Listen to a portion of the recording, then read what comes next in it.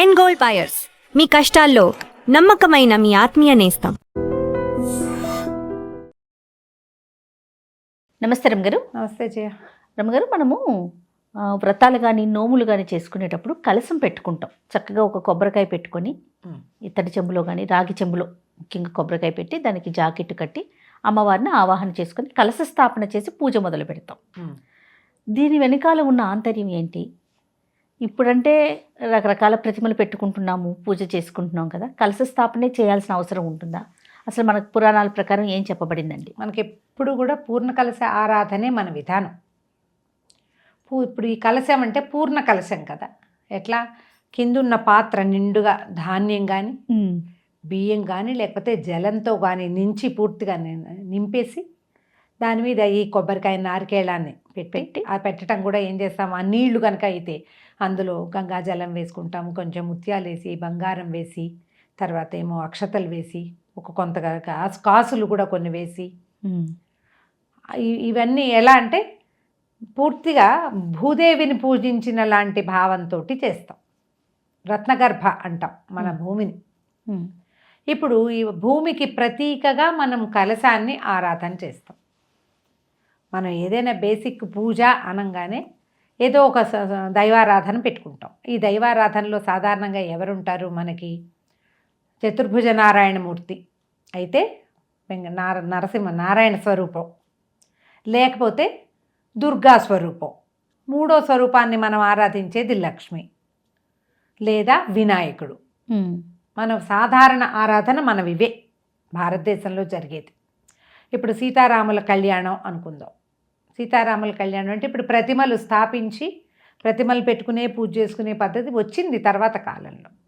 అంతకుముందు లేదు కదా. అవును. ఈ ప్రతిమలు ఇన్ని రకాల ఇవి చేసుకోవటము అవి లేక ఈ పూర్ణ కలశంలోనే మనం ఏ ప్రభువుని, ఏ స్వామిని, ఏ అమ్మవారిని ఆరాధన చేస్తున్నామో ఆ వారి యొక్క నామధేయాలతోటి సంబంధించిన స్తోత్రాలతోటి మంత్రాలతోటి ఈ పూర్ణ కలశంలోకే వారి శక్తిని ఆవాహన చేసి కలశాన్ని ఆరాధించడం మన విధానం. ముందు నుంచి మనం అదే చేసేవాళ్ళం. ఇప్పుడు మన ప్రాంతాల్లో చూడు, మనము రోజువారీ మనకేవో దేవుళ్ళు పటాలు అవి ఇవి ఉంటాయి. కొన్ని చోట్ల కలశమే వాళ్ళకి దైవంగా ఉంటుంది. ఈ నంద్యాల ఆ వైపుకి ఎవరింటికి వెళ్ళినా, బళ్ళారిలో ఎవరో ఒకళ్ళ ఇంటికి వెళ్తే వాళ్ళ ఇంట్లో ఉన్న కలశంలో ఉన్న కొబ్బరికాయకి చెట్టు ఉంది, ఇంత ఎత్తున మొలకొచ్చింది. అవును, చెప్పారు అప్పుడు. మొలకొచ్చింది, తీయలేదు వాళ్ళు. అదే కలశం రోజు తుడిచిపెట్టుకుంటుంటారు, అని ఎప్పటికప్పుడు శుభ్రం చేసి పెట్టుకుంటారు. ఆ మొక్కని అది తీసి ఆ మొక్క వచ్చిన తర్వాత ఏదైనా దేవాలయంలో స్థాపిస్తారట, మళ్ళీ ఇంకో కలశం కొబ్బరికాయ పెట్టుకుంటారు. అట్లా కలశాలు పెట్టుకునే ఉంచుకోవటమే వాళ్ళ పద్ధతిగా కనపడుతుంది. అదేలేండి. మన వైపు ఏవో ఫోటోలు ప్రతిమలు ఇవి పెట్టుకుంటున్నాం. పూర్వం ఏం చేసేవాళ్ళు, ఈ బుద్ధి ఒక చోట నిలబడాలంటే మనకి ఆధారం కావాలి, ఎక్కడో ఏదో. అవును. ఆ ఆధారంగా ఈ పూర్ణ కలశ స్థాపన చేయబడేది పూర్వం. ఇప్పుడు మనం రోజువారీ పూర్ణ కలశ స్థాపన ఉన్నా లేకపోయినా విశేషమైన ఆరాధనలు చేసేటప్పుడు సత్యనారాయణ వ్రతం చేస్తాం, కలశ స్థాపన చేస్తాం. అవును. గృహప్రవేశం కలశ స్థాపన, వివాహం కలశ స్థాపన, దసరాల్లో పూజలు మొదలు పెట్టుకుంటాం, ఏదైనా దీక్ష కలశ స్థాపన. దసరాలు అంటే మనకి 4 రకాల నవరాత్రులు ఉన్నాయి కదా. అవును. మనం 2 ప్రఖ్యాతంగా చేసుకుంటున్నాం. 2 మనం చేసుకోకపోయినా ఏవైనా క్షేత్రాల్లో పీఠాల్లో చేసే చోట కలశ స్థాపనే చేస్తారు. ఈ పూర్ణ కలశం వల్ల ఏమవుతుంది, మొత్తం అంత శక్తి, ప్రపంచమంతా నిండి ఉన్నటువంటి దైవశక్తి ఒక చిన్న స్వరూపంలో మనకి కనపడేందుకు, కేంద్ర బిందువుగా మన దృష్టిని ఆకర్షించేందుకు ఈ పూర్ణ కలశాన్ని పెట్టుకుంటాం. అందుకని మనం ప్రతిమలు పెట్టినా వరలక్ష్మి వ్రతానికి కలశం పెడతాం. అవును, కలశం మీదే పెట్టుకుంటాం. కలశం మీదే అమ్మవారి ముఖం ఏదో అలంకరించి దానికే ఒక వస్త్రం కట్టి అలంకారం చేసుకుంటాం కదా. ఇప్పుడు ఈ మా ఇంట్లో లేదు కలశం అని కొంతమంది అడుగుతారు. కలశం పెట్టుకోవటం లేదండి మా ఇంట్లో, లేకపోతే పర్వాలేదు, అది పెద్ద తప్పు కాదు, కలశం పెట్టుకుని చేసుకోవటమే కరెక్టు అని కూడా మనం అనటానికి వీలు లేదు. అసలు వాళ్ళ ఇళ్లలో పూజ గీజ కూడా ఉండదు. క్రమంగా ఈ సోషల్ మీడియా, ఈ టీవీలలో పేపర్లలో చూసి పూజ చేసుకోవాలన్న ఒక ఆసక్తితోటి పాపం మొదలు పెట్టుకుంటారు. దేవాలయాలు మనం ఏ బంగారం షాప్కి వెళ్ళినా, ఏ ఫ్యాన్సీ షాప్కి వెళ్ళినా అమ్మవారి బొమ్మలు చక్కగా కనపడుతూ ఉంటాయి. ఆ బొమ్మ ఏదో ఒకటి తెచ్చేసుకుంటారు. ఈ బొమ్మ పెట్టాలా కలశం పెట్టాలా తోచదు.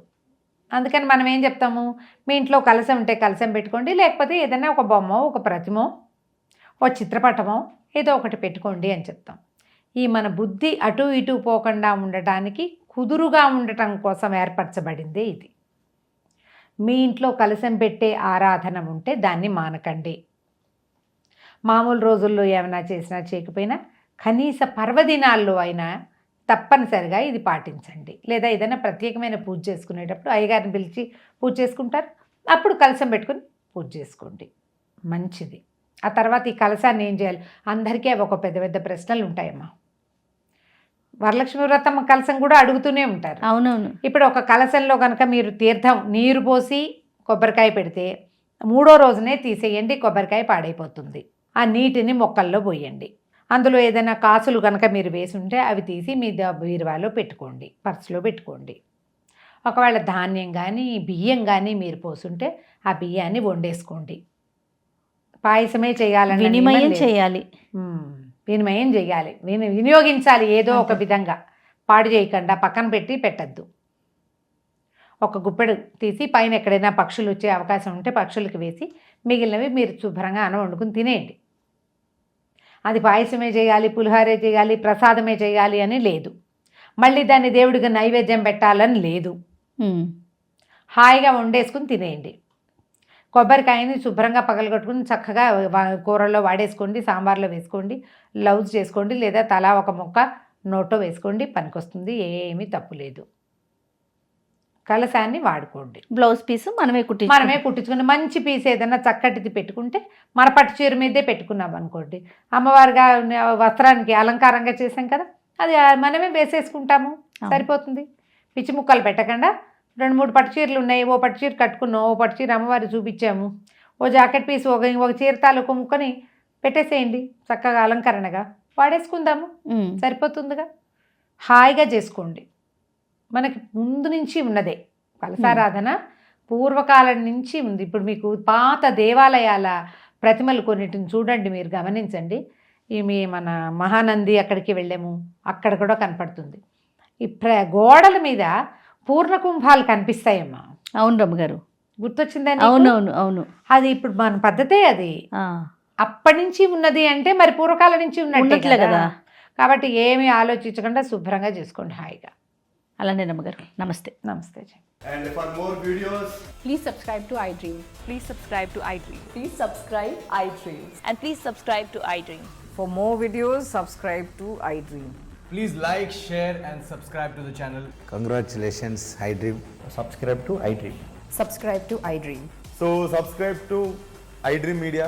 iDream ki iDream team andarki huge congratulations. Please subscribe iDream Media. Please subscribe to iDream.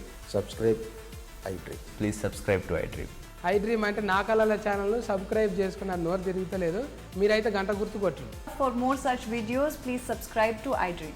Subscribe to iDream. Please subscribe to iDream. Please subscribe iDream Media. Please do subscribe to iDream. Please subscribe to iDream Media. For best entertainment and information, please subscribe iDream. And don't forget to subscribe to iDream.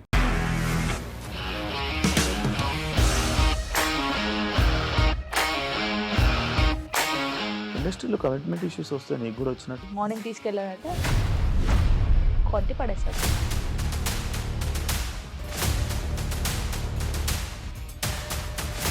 ఒక్కళ్ళు కూడా చూడలేదు ఈ cinema అని చెప్పడానికి కూడా చాలా ధైర్యం కావాలి. అది నిజం కదా, దాంట్లో ధైర్యం ఏంటి? నెక్స్ట్ డే ప్లేట్ మార్చేస్తే తప్పు కదా. As of now we are comfortable this అని నేను అనుకుంటున్నాను. రష్మిక గారిది మీది ఒకే ఊరు అంట కదా. నీకు కోపం వచ్చిందంటే బాగా తిట్టేత్తరా? తిట్టేద్దామండి.